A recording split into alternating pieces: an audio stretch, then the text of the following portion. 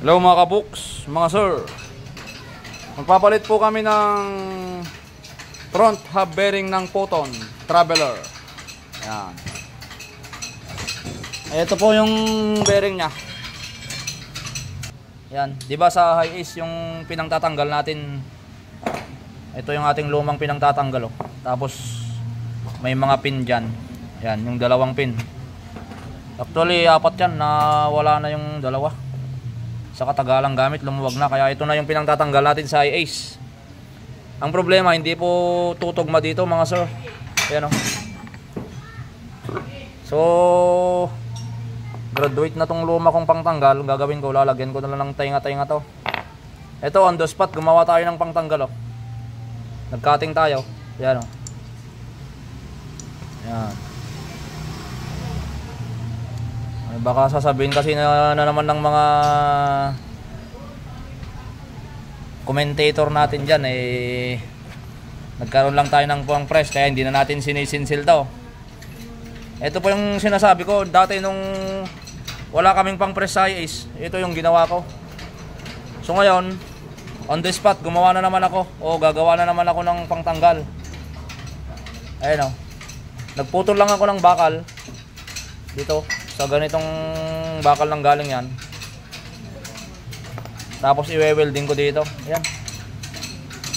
Ito, tsura nya, napakapangit tingnan, no?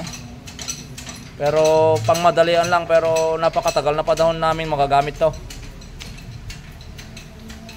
Sinir ko lang na kaya naman natin gumawa. Dahil kahit naman hindi tayo machinist, meron din tayong diskarte para gumawa ng mga bagay-bagay, special tools kumbaga.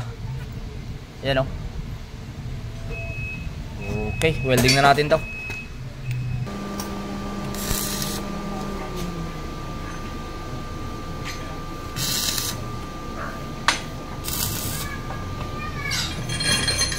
Yun, no.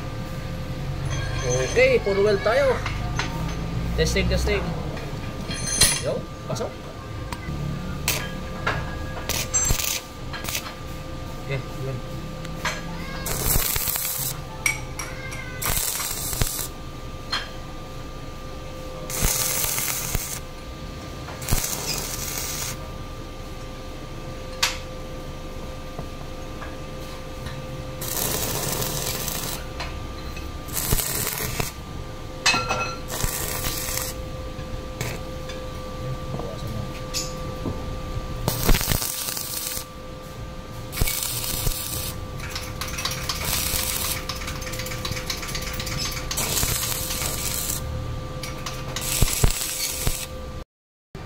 Grabe ba?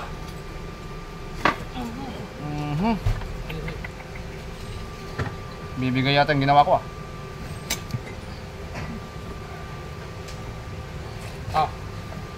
Wala, gumagalaw tong ano.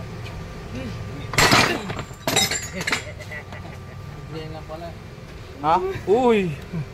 Pumasa yung ginawa natin, ah. Pumasa, ayos. Okay sir, ayos. Shoutout sa inyo.